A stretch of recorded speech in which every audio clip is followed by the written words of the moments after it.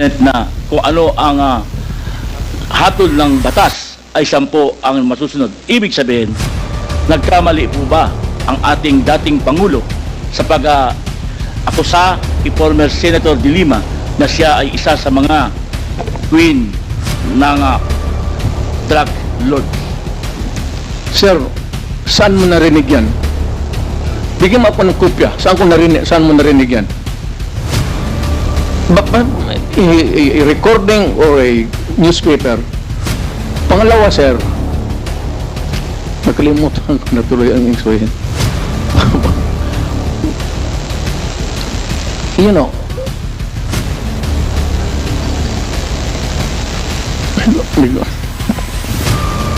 Do you need, Mr. President, a moment to... I'm just collecting my mind, sir. Okay, go ahead. Naipon na kasi. We'll give you time, Mr. Magbigti ako si Trillanes, dapat magsabay rin sa akin. Anong kapalit, sir? Hindi. Sampalin ko siya sa publiko. Hindi. Wala naman. Ngayon na. Wala pong galunan. Chairman. Sampalin ko sa Chairman. session. Lulo, kaya...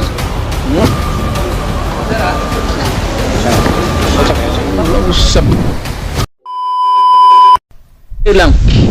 You can find out, may nilagay siya ng records.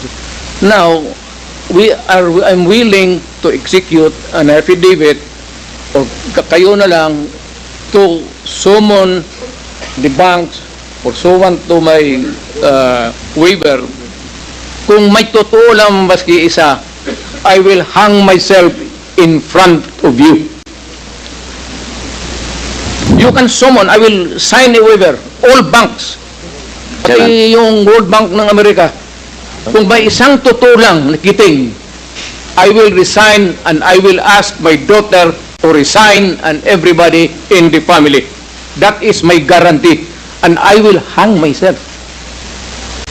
Mr. Chairman. May I know... Mr. Chairman. Sir. Dali. Sige, sorry. Congressman Paduano, sige. You and then Congressman Teves, and then I will allow you, Senator Trillanes, after the two members have spoken. Yes, Congressman Paduano. Thank you, Chairman, with the indulgence of Congressman Teves. Ganito lang po, because Senator Trillanes presented yung mga bank accounts. May I ask this good former Senator, how did you acquire these documents, bank documents? Nung campaign po noong 2016, meron pong nag-abot sa aming opisina na ang pangalan po niya ay Joseph de Mesa, in-identify niya. So sinabi niya, meron siyang mga dokumento na pwede namin tignan. So kampanya po yon, hindi po namin nabigyan ng atensyon until siguro a few weeks after, nakita ko po, yun pong nandoon, iba't ibang accounts. Then chinek namin, binalidate po namin kung totoo yun, no? So may mga nagdeposito po na doon sa iba't ibang accounts ni Duterte. Tapos, totoo nga, legitimate po. Then, nung kampanya, nilabas ko po ito at inamin mismo ni Duterte na totoo daw kasi una, dinideny po nung kanyang spokesman, but eventually, nung na-corner na siya, inamin niya. No? Tapos, hinamon din niya po kami na magbibigay din siya ng waiver. It's the very same dare na sinasabi niya ngayon, o bluff na sinasabi niya. At ano po, ako po ay nagpakita dun sa BPI branch na yon sa Hula Vargas, pero siya po hindi sumipot. Ang sumipot sa kanya, itong si Panelo. Ngayon si Panelo, wala pong dalang waiver. Ang nilabas niya, special power of attorney na may specific conditions. Ngayon po, natapos na lahat yung kampanya, presidente na siya, ni Oy, wala na po nangyari doon. Kaya ito po, inadmit niya na yan, mga dokumento na yan. Inadmit niya na yan, no? And let me just comment a bit, Mr. Chairman. Kasi yung sinasabi niya, in relation doon sa case na final ko kay Pulong tsaka kay Manscarpio, sabi niya, edi i-file daw sa korte at harapin nila. Pero yung mga libo-libong mga pinagpapatay never got that privilege of the due process. Pagka wala ka sa grupo niya, hindi ka sa sindikato niya, protektado ka, kailangan mag-file sa korte. Pero pagkakaribal ka at ordinaryong Pilipino ka, tutumba ka. Yun lang po, Mr. Chairman. Man, can I have my follow-up question? You have the floor, Congressman Paduano. So, former Senator Trillanes testified that that document was not acquired legally. It was just given to him, and with that, Mr. Chairman, though he might appreciate that bank records, but for me, Mr. Chairman, I am not a lawyer, but with regards to how authentic is the bank documents being presented to us by former Senator Trillanes, we must ask the AMLA, Mr. Chairman. So, with that, Mr. Chairman, unless Senator Trillanes can present to us another document that that bank records came from an authentic, competent agency of government, Mr. Chairman. In this case, it's the AMLA. Now, Mr. Chairman, so with that, Mr. Chairman, Here, this is a very serious accusation. So, Mr. Chair, am I, Mr. Chair, Congressman point of order. Paduano has asked the floor, but with the Yes. indulgence of No, I think the chairman has ruled a while ago the sequence of those people present in this hall to answer. Okay. I think we must follow that, Mr. Chair. Thank you for reminding the chair, Congressman Acop. Now, Congressman Paduano, please proceed if that is your last. I am sorry, I thought that you were tapos na. Thank you, Mr. thank President. you, Mr. President. Anyway, Mr. President, now with that, Mr. Chairman, and the former President has, a while ago, has a commitment to waive his right with regards to all the bank accounts that was mentioned by former Senator Trillanes. Now, Mr. Chairman, pwede naman parallel yan, unlock at the same time yung waiver if the former President will sign a waiver with regards to all those bank accounts. Thank you, Mr. Chairman. I will sign it, the document, tomorrow. And I will hand it kasi magagawin pa ng abogado. But I said, if there is an iota of totoo yung sinasabi, I will hang myself in your presence. I will invite you all to be a witness. Okay, thank you, Mr. Chairman. Congressman Paduano. Si Congressman Bong Teves, and then I will allow former Senator Trillanes after Congressman Bong Teves. Thank you, Mr. Chair. My last question. Siguro naman, first, Mr. President, lahat po na tinanong ko po sa inyo ay galing po yan kay Mr. Jimmy Guban. Not for me. Kasi po ay na-invite na natin siya rito bilang isa sa mga resource person sa mga naunang hearings. And then, may I ask Mr. President, for my last question, given na po na na-acquit si former Senator Laila de Lima sa mga kaso niya tungkol sa drugs, as now, Mr. President, naniniwala pa rin po ba kayo na si former Senator de Lima ay queen of all drugs lords? Sir, I go by what is the reality of the day. Pag sinabi ng korte, inosente si De Lima, inosente si De Lima. Wala tayong magawa dyan. Kung magsabi ang korte, guilty si Duterte, wala rin kayong magawa dyan. That's a democratic process. Ibig sabihin po, Wala nagkamali tayo ng pag-akusa kay former Senator de Lima. Thank you very much, Mr. Chair. Okay, former Senator Trillanes, you are now recognized. Maraming salamat, Mr. Chairman. After, Mr. President, after the former Senator, okay, we'll have a 2-minute suspension. I'm sorry. He will assume. Mr. President, you will be reacting to the Yes, sir. query. Sabi, De Lima na-acquit. Yes, ang tanong natin kanina is, na-acquit po si Senator de Lima at sinasabi po ni former President na kung ano ang hatol ng batas ay 10 ang masusunod. Ibig sabihin, nagkamali po ba ang ating dating Pangulo sa pag-akusa kay former Senator de Lima na siya ay isa sa mga queen ng drug lords? Sir, saan mo narinig yan? Bigyan mo ako ng kopya. Saan mo narinig yan? A recording or a newspaper. Pangalawa, sir, nakalimutan ko na tuloy ang intuin. You know,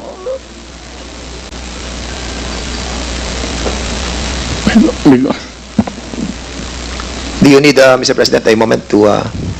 I'm just collecting my mind, sir. Okay, go ahead. Naipon na kasi. We'll give you time, Mr. President. For the meantime, the Chair would like to recognize... May I Yes, ask sir. for a recess of just 1 minute Yes, we'll give you a 2-minute suspension. The hearing is suspended. na nalilito na ako kung anong sabihin ko. Pero sabi ko kung if I'm lying or if my statements are falsely stated, or if there is an iota of magbigti ako. So, in the same manner na kung magbigti ako, si Trillanes dapat magsabay rin sa akin. Okay, duly noted of your thoughts, Mr. President. Former Senator Trillanes, you're recognized. Maraming salamat, Mr. Chairman. Ito pong dokumentong ito po yung naging basis ko nung plunder case na final ko kay Duterte noong 2016. At ito po ay inimbestigahan ng Ombudsman. At ang Deputy Ombudsman, Arthur Carandang, and I think the Quadcom can invite him, siya ang nag-conduct ng investigation. Humingi siya ng dokumento sa AMLAC at kinonfirm niya. And because of that, tinanggal ni Duterte si Deputy Ombudsman. Now, aside from that, so pwede natin, suggested by Chairman Paduano, na yung AMLAC mismo, unless, since hindi naman na siya incumbent, ay pwedeng ma-access yun with the waiver. Pero we've been there before. Nagsabi na yan siya na magbibigay siya ng waiver. Puro bluff yan. Pero hindi, kaya nga mas maganda kung ma-draft na po natin yan ngayon para papirmahan niya yan dito, no? Para wala nang alibay. Pero ito po, I'll be presenting later on, Mr. Chairman, a video of his actual admission of these accounts. No? So, ito naman pong mga cheque na in-cash, in-extract lang namin from that long list. Mga manager's checks po yan. Hindi nawawala sa system po yan. And later on, exempted sa impeachment cases, kaya pwede po lumabas yan, ipepresenta po yan. That's the smoking gun ng proceeds of the illegal drug trade ng Duterte crime family. Salamat po, Chair. Thank you very much, Sir, former I have to Senator respond Trillanes. to it. This Former guy President, is with all due respect, I'll have to follow the rules. Yeah. I will give you time later, Mr. President. I will give you time later. Just so that we can put to rest this issue of waivers, because it's been going back and forth. Will the former president be okay that if we draft the waiver now, that it be signed today instead of tomorrow? Will you be fine with that, Mr. President? Anong kapalit, sir? Hindi. Sampalin ko siya sa publiko. Hindi, wala naman. Ngayon na. Wala pong galunan. Mr. Chairman. Sasampalin ko sa sa Mr. Chairman. Session suspended. Session suspended.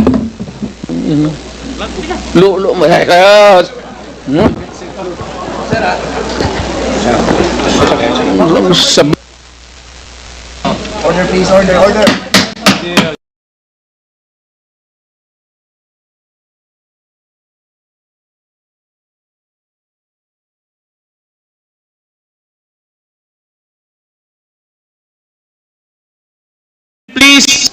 Please observe proper decorum. We are in a committee hearing.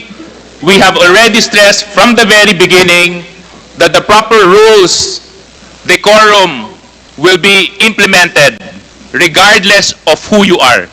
Regardless of who you are. We live by a set of rules in this committee, and those set of rules will be followed, and those set of rules will be implemented. If I may. Wait, session point, Attorney Degra. Two, or if not I'm mistaken, 3 bills have already been filed with regards to the Quadcom hearing. Isa po dyan, may kinalaman sa forfeiture of illegally acquired properties, 1. Number 2, may kinalaman po sa EJK. At saka yung pangatlo po, may kinalaman po sa heinous crime. So, these investigations being conducted by the Quadcom has actually brought about a lot of legislation already. Other than that, our members are also looking into amendments of existing laws. so that we can strengthen the institutions and the agencies by which the government operate in. Other than that, mapapansin po natin just very recently, naglabas po ang administrasyong ng implementation ng total ban sa Pogo. So, with that being said, Attorney Degra, Congressman Adjong? Thank you, Mr. Chair. Just like to ask Senator De Lima, are you comfortable in your seat, Senator? Because earlier, when there was a small incident commotion, I saw you froze for a bit. Are you comfortable in your seat? We can transfer you if you want. I'm not comfortable, but I can stay here. Okay. Yes. I'm just concerned with our. I'm not afraid at all. Yeah. Thank you. Yes. I'm just saying that for a little bit, I think you froze. Salamat And po. Salamat. Just concerned. Thank you, you. Mr. Chair. Thank you, Senator. Congressman Mr. Chair, Yes, Chairman Benny. I cannot help but say this, no. I'm a little bit insulted by the statement of Attorney Delgra. Is he trying to question this committee on the pieces of legislation that we are trying to prepare?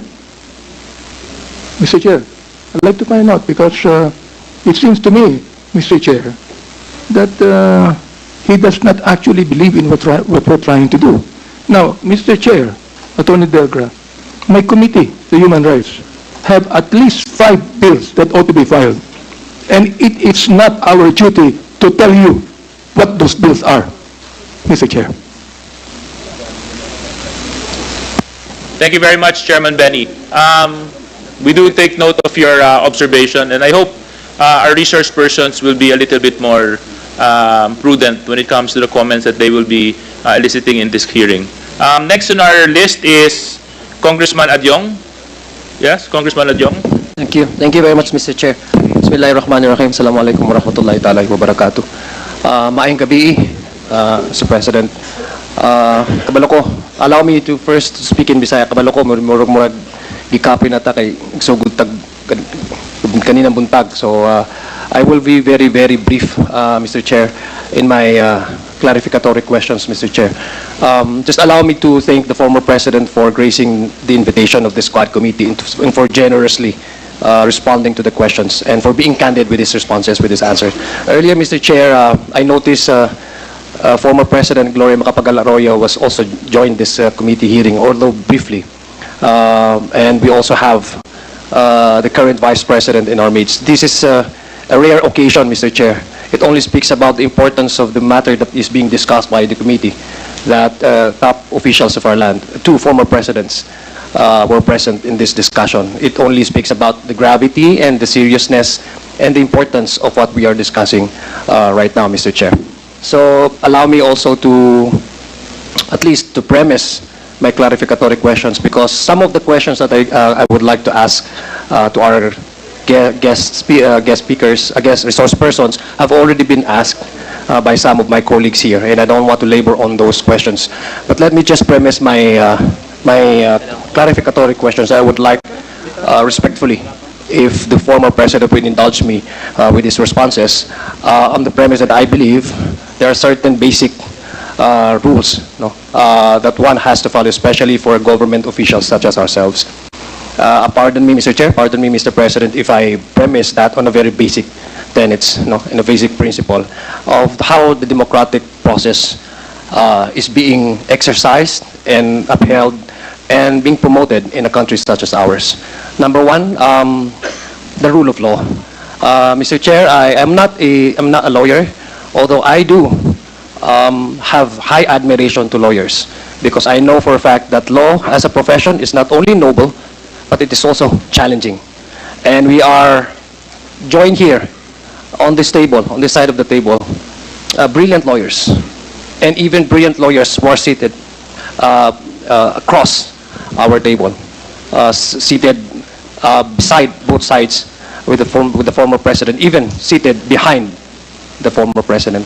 I say it's a noble profession because lawyers are expected to uphold and to promote the basic tenets, which is the rule of law, and to uphold at least the due process, that the very essence of why we are having a very strong, and I suppose we still have a very strong criminal justice system. Because I know, Mr. Chair, as a lawyer, no matter how convincing the evidence being presented to an individual allegedly accused of any crime, a lawyer has to defend his client before any court of law in our land. So ganun po ka-challenging at ka-noble ang profession ng pagiging abogado. So I just like po to direct my clarificatory questions po to the former president. Mr. President, you were once a prosecutor, and tama po. Yes, sir. Thank you po. And Mr. Chair, if I also would like allow the former president to interrupt, you know, just as similar with what Congressman Rog, when he also asked the former president, I would also like to have that kind of arrangement. He can answer me whenever he wants. Wala pong problema sa akin yun, Mr. President. Thank you, sir. Thank you. Mr. President, you were once a prosecutor, and then you served as a mayor of Davao City, and also a former member of the House of Representatives, and then went back to being a mayor again, if I have my timeline correct. No, and then before you ran for the presidency in 2016. And I guess the reason why we invited you over to this committee hearing is also, apart from giving you your fair chance of responding to some of the allegations, Mr. Chairman, Mr. President, of some of those individuals who were, at some one way or the other, were part of the implementation of the war against drugs in your administration, namely Colonel Garma, Colonel Leonardo. These are the individuals who came out and then with affidavits that they have signed, alleged some some things that happened during the implementation of the drug wars against the personality of the former president, Mr. Chair, and this is one way of giving you the fair chance of maybe responding to those allegations. And apart from that, Mr. Chair, Mr. President, you're correct. This is the primary consideration also of this Quad Committee, is to make sure that if there's any policies, laws, regulations in our land that have either weak or needs to be updated or needs to be amended, or for the Congress to pass a new law to strengthen our resolve in trying to protect our streets from illegal activities, criminalities, as well as balancing it with the upholding the due process of law. This is the perfect time for it. So again, I'd like to ask you, Mr. Chair, Mr. President, when you earlier admitted po na you were the ones who ordered the police, yung kill nga po, no? Sinabi niyo po. I presume you came from a position where, as a former prosecutor, there's something wrong with the criminal justice system in our country. I'd like to ask you, why po? I'm just curious po, no, Mr. Chair. Why did you? I don't know if that's an imposition on your part. Why did you have to go to the length of ordering some policemen? Was there any wrong in terms of how our criminal legal justice system is being observed, practiced in this country? Yes, sir. The matters of detention, very limited kasi that's about, you have 9 hours, 18 hours, and then 34. Yun sir, mag-imbestiga ka ng kaso. Kung anong sabihin itong tao na ito, you have to go out and find out the truth. And it takes time. So, in the meantime, you cannot hang on to this guy because there are periods of detention prescribed by law. So yan ang problema, because if the lawyer comes, talagang i-release mo yan, and by the time that you discover kung ano ang sinasabi niya, na totoo, ano at hindi, wala na sa stasyon. Release. Of course, the periods would depend on the gravity of the offense. 918, I think it's about 36 hours. That's the most. Medyo kulang yan, sir. And usually, if there is a lawyer and there is a demand for the release, because the law says that they can only be detained for that so many hours, wala talaga tayong magawa. And by the time ma-verified natin yung totoo o hindi, kung nagsasabi ng totoo, hindi pa wala pang abogado, when we find out the truth, pagbalik natin, wala na. And he is gone forever. So, we are left with so many cases na ganun ang nangyari, sir. Or even sometimes na you have to detain a person and he makes a confession. By the time that you discover really the truth, based on his confession, wala na siya dyan. Pag-discover mo, only to find out there are serious issues of criminal offenses committed, wala na siya. Because that's gulo. So, talagang nakatali ang ng pulis, sir, ang kamay. Because matagal na kasi ito, sir. This is a 1935 revised penal code. Hindi na na-amend yan, sir. So yung periods of detention, wala yan. Hindi na namin dyan. So it's an outmoded, not effective, no longer applicable to the present day reality. Kasi noon, sir, ang mga kriminal, pwede takbo, magsakay ng karabaw, o mga sakyanan.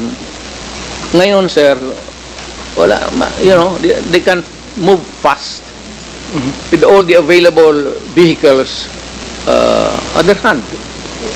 So we have to amend the laws of criminal procedure, pati the criminal law itself. Okay, thank you very much, Mr. Chair. Now, Mr. Chair, with the kind indulgence yeah, please. of Yes, Congressman Mr. Chair. Adjong, can I just, in relation to what he's trying to ask, I'd like to ask the former President, with due respect, Yes, sir. President. So you're telling us that the judicial system in this country is not that effective. You said it yourself. It's not effective. It has become insufficient. Insufficient, but you also said that it's not actually effective. Because if you're saying that, Mr. President, I'm kind of confused because you would be giving the authority to the ICC to come here and investigate. Because they were saying that the judicial system in this country is not effective. Yes. Mr. Chair. Therefore, I have to be frank. therefore, you are giving the right for the ICC to come and investigate. Are you doing that? I will tell them a different story. Because what you said when you were president was quite different Yeah. to what you're trying to say now as a private citizen. When you were president, you were saying that there's nothing wrong with the judicial system in this country, so that the ICC has no right whatsoever to investigate. But now as a private citizen, Mr. Chair, I'm kind of confused because right now you're telling me that the judicial system in this country is insufficient and ineffective. Therefore, you are giving the right for the ICC to come in and investigate. Mr. Chair. Civilian ako, sir. Iba naman yung presidente ako. That is a different story. Panahon-panahon lang yung lalabas sa bunganga mo. So therefore, Mr. President, just one question uli, no? So are you trying to change your position now, being a private citizen, to what you said when you were president? In what manner, sir? As what you've said, that you were president then, now you're a private citizen. Because of that, you are able to say that the judicial system in this country is ineffective and insufficient, Mr. Chair. Not ineffective, insufficient. Insufficient talaga. Mr. President, I heard the word ineffective. I heard it. Yes, sir. That's why I repeated it when I said I have ineffective. I have big ears like you do, so I heard it, Mr. President. Please proceed, Congressman Adjong. Thank you, Mr. Chairman. Thank you, Mr. President, for that response. I believe, as a non-lawyer, I'd like to be enlightened. No, there are certain issues in the prescription of law. There are also, if I may be correct, I will be stand corrected if, for example, my interpretation of this is wrong. No, pero there are certain crimes with corresponding penalties. No, in fact, we have the heinous crime, we have the petty crimes, etc. So I'd like to ask for the former president again and be elucidated. You said earlier that there's something probably weak in our criminal justice system. Am I correct in understanding your response? Yes. Marami. Yeah. Okay. So when you say there's something wrong or something weak in the implementation, what are we made to understand, Mr. Chair, that it's the policy or it's in the implementation of this? In the law itself, sir. Talagang yung 16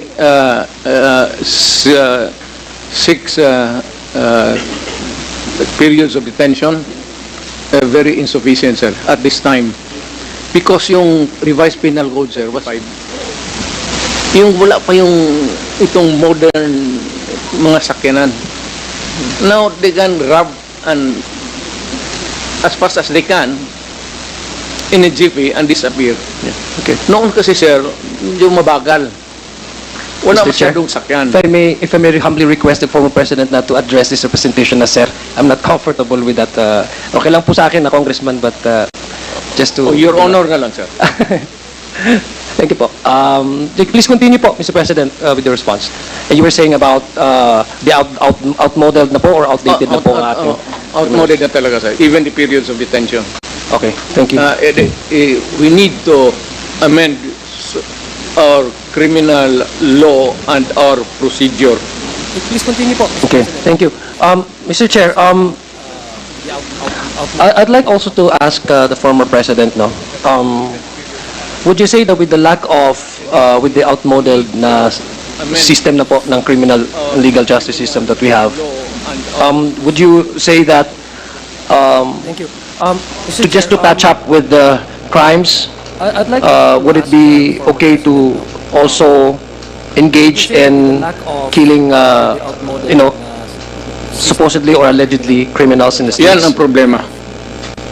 Yan ang problema. Because of the limitations imposed by law in detaining a person, pag pinapawalaan mo yan, alam mo, ang pulis, mas marunong yan sa kriminal eh.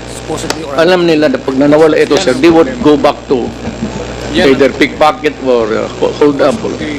Kaya yung iba would result in the loose term salvaging. Okay. Pinapatay na lang nila, sir, para wala na silang problema because there would be criticism against them, either pickpocket or hold up. Kaya yung iba would result in the loose term salvaging. Okay.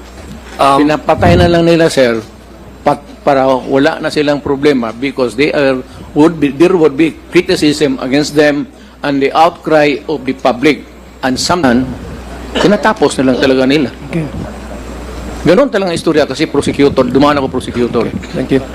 Yeah, thank you very much, Mr. President. Mr. Chair, Shortcut. Yeah, shortcut na lang. okay.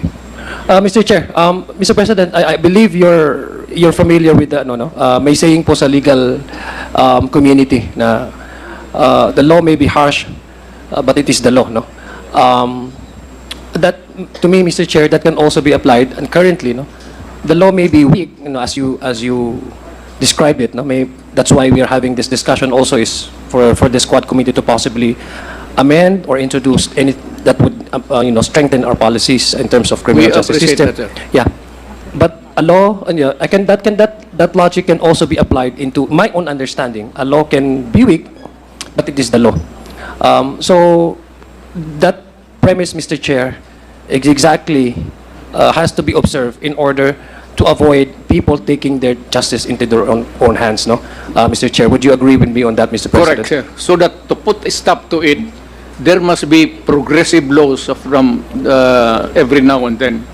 So it is duty of Congress to listen to the police and the law enforcement agencies involved so that malaman nila what corrective measures that they can legislate so that these things will not happen or will not be perpetuated by some. Okay, Mr. Chair, those killings that had happened in the previous years, no?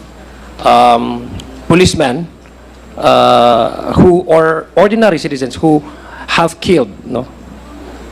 They're certain criminals, because the way you characterize it, Mr. Chair, Mr. President, is that rapists, kidnappers, I believe in 100% that nobody in this room would ever support those kinds of individuals the way you characterize them. Now, those, let's say, policemen, kasi the topic really is yung pag-order nyo po, no? Sa mga, ang sinabi nyo, you admitted na by policy, you feel that you are responsible. But on the specific cases, sabi nyo, you are not bound legally to respond to those criminal cases individually, but the policy direction, you claim to be responsible and you take full responsibility of that. Now, those policemen who have, let's say, palagay po natin, who has implemented po, no, yung pagpatay po ng mga criminals in the streets. Would that be also, Mr. Chair, for me, help me understand po, Mr. President, Yes, would sir. that also fall under the category of taking the laws into their own hands? Because No, that's sir. precisely why we are avoiding those.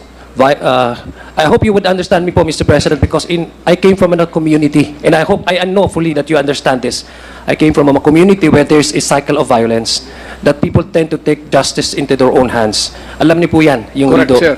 And I, for one, would like to strengthen our criminal legal justice system in order to avoid and put a stop to the cycle of violence.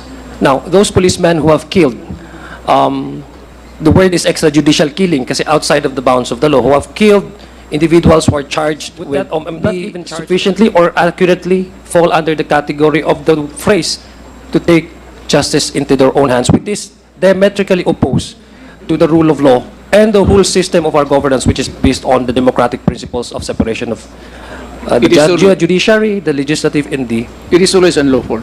I'm sorry po? Mali talaga. It's unlawful. Not lawful. Outside of a judicial pronouncement that you are... Pero wala na tayong death penalty ngayon. That's the problem. Yeah. Okay, so what you're saying po, it is unlawful to kill outside of the bounds of the law. Is that what the former president is saying to the committee? Kasi my question po is, my question po, Mr. President, Mr. Chairman, on the legal maxim that, you know, the law may be harsh or the law may be weak, no? Unfortunately, in the way you describe it in our current legal system, it's weak. But we have to observe that, no? Anything that is done outside of the bounds of the law. Outside of the law. Outside of law Is illegal. it is unlawful. illegal, unlawful. So therefore, Mr. Chair, may I deduce from the way the former president responded to my question, but so that I can be elucidated, those killings were unlawful and illegal. Well, depende, sir. There has to be some a condition. Not all killings are legal and not all killings are illegal. There are killings. No, pardon me, Mr. President. I'm just to put into context. Those individuals were killed by the orders of by your orders po, no? Admittedly kanina, yung sinabi niyo po. Would you categorize that as something illegal or unlawful? That would be unlawful. Okay. Because kasi, sir, kung nasa custody na ng police, nakahandcuff na, nakatali na, what would be the point? Pati ako, police, hindi trabaho ng lalaki yan. Totoo lang. Okay. I cannot, for the life of me. Pero kung may baril ka, papatulan talaga kita. That has been my as mayor. Papatulan talaga kita. And it had happened many times. Okay. I participated in the shootout early on when I was about just 3 months mayor. So, yeah. Mr. Chair, if I may be continued, Mr. President. So those who have killed under the AJK, no, sinasabi po, the implementation of the war on drugs, those who are, kasi there are also cases wherein yung namatay po ay hindi nanlaban, no? So are we saying now, Mr. President, Mr. Chairman, that those who have nanlaban cannot necessarily be considered illegal, but what about those na hindi ho nanlaban na bigla lang namatay, can they also be considered as not illegal, Then, Mr. Chair? Those police officers, law enforcement agencies, whoever they are, kung pinatay nila unlawfully, not in self-defense, not in the performance of duty, kung civilian ka or police ka in the performance of duty, which would include the elements of self-defense, talagang illegal yan. Okay. But Mr. Chair, no, let me continue on, Mr. Chair. No, let me also ask the former president, being a prosecutor himself. I think the bulk of the discussion that we're having right now is on the assigning of the term criminals, no? Because ako po, Mr. President, gumagamit din po ako ng hyperbole. And I'm sure karamihan po sa atin talaga ay it's just as figures of speech, no? Pag meron po tayong hindi magandang nakita, po pwedeng sabihin natin na you are so and so, no? Pag halimbawa mayroon akong kalaban or mayroon ako, pwede kong sabihin na ito si ano eh, so and so, no? So those are just some mere accusations, no, allegations. Who do you think, or which agency of the government do you think has that mandate and again the mandate and the authority to assign the such and such person is criminal, and when can that, for example, I believe it's the court, no? And when can the court finally categorize you or called a certain individual allegedly of committing a crime criminal, Mr. Chair. Sir, we have to go para hindi tayo mawala sa Yes po, discussion. yes po, Mr. Chair. If I may, I'm not trying to... Alam mo, sir, we have to start with the elementary thing. The law enforcement starts with the police. So he goes out there, enforces the law. If there is a violation, he makes the arrest. If there is an arrest made and there is a resistance, nung person na ina-arresto niya, and talaga nakita niya na it is a very serious one, the police, the trabaho of the police is not only to say that I am a police, that you are under arrest, but the police has to overcome the resistance physically. If there is a resistance, bugbugin na niya o anong para madala niya sa estasyon pagkalumaban and book him for the crime that the guy committed. Kasi pag lumaban yan, magsuntukan talaga, minsan nababato ta. And the police is right in making that arrest if there is a resistance. This is not to defend the police. Pero kung sila mismo, naalanganin na sila, o yung may raid, tapos may baril, hindi na kailangan sila magtanong ng ano, walang kaseremonya yan. It's either we say, you surrender, raid ito, at may maling galaw, the slightest move on the hand, even if it is equivocal kung ano ang dinudukot niya, basta may baril, the police can kill the person. Okay. Yeah. Thank you. Thank you very much for that, Mr. President, Mr. Chairman. Now, that's given, for example, that scenario, no? Would you say, Mr. Chair, that I agree with you, talagang may karapatan yung mga pulis mo mang depensa, no? Even hindi lang ho pulis, no, Mr. Chair. Even yung mga ordinary tao, if you feel threatened, talagang you have the right to defend yourself. But again, going back, Mr. Chair, doon sa issue ng EJK, because this is what I'm trying to understand, Mr. Chair. Sir killing, sir? Yes po. Sige, okay. This is what I'm trying to understand po, Mr. Chair. Let's zero in on that issue, sir. Yes po. The reason why I'm asking you this, Mr. Chair, is, again, remember po, Mr. Chair, I premised my question on the very basic principle of the rule of law, due process, and etc. So the question is, of course, tayo po, it's easier for us to accuse, no? And it's only for the courts to really find out whether that person is really guilty of committing such crimes or not. Correct. Now, and earlier, tinanong ko po kayo, Mr. President, Mr. Chairman, kung ano po yung mga lapses ng criminal justice system natin, and you have mentioned several, no? Kaya nga po ang tanong ko, binabalikan ko po, kasi this is the contention of the discussion right now. Is it justifiable, for example, that those who's the power designate, for example, if a person is guilty or not in certain crimes, can also be taken up. Justice can also be taken up by ordinary policemen or any ordinary citizens to kill anybody charged of any criminalities without even allowing them to go to courts, no? Kasi that would be inimical again po to the due process and to the rule of law, and diametrically opposed to the rule of to the democratic process that we have. That's what I'm trying po, Mr. President, to understand. Kasi this is all about EJK. And unfortunately, in the previous administration po, with all due respect, there are several also allegations of those who are not been suspected of engaged in illegal drug activities that have also perished during the actual operation of our police. Yun lang po yung gusto kong malaman so that I can also be elucidated on how we go forward in trying to introduce some laws or amend some laws, Mr. Chairman, Mr. President. Hindi na kailangan, sir. Wrongfully killing a person is a crime. Kaya nga, hindi na kailangan na magsabi tayo na itong police na ito. If pinatay niya yan, sir, not in the performance of a duty, not making an arrest, and there is no resistance at all, papatayin mo ang tao, unarmed, nakatali ang paa, pati nakatali ang kamay, that policeman belongs to the penitentiary. Thank you. Mr. Chair, earlier...